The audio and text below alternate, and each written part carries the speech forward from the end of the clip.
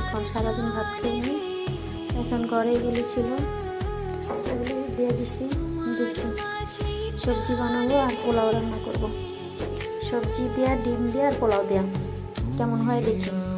আমি তো পোলাও বসাই দিচ্ছি আমি। ডিম ভাজা আর হলো সবজি।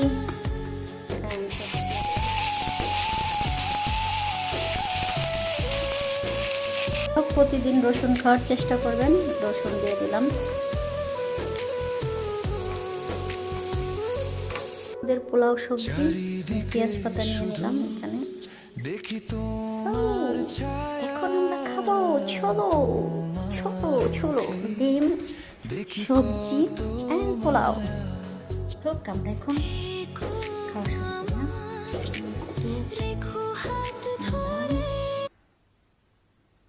ওকে, একটু তেল বেশি হয়েছে।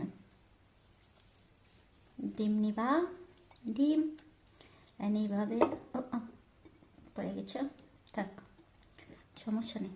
ওটা ধুয়ে নি পরে খাম। এটা তোমাকে দেখান যাব না। নাও, বিসমিল্লাহ বিসমিল্লাহ।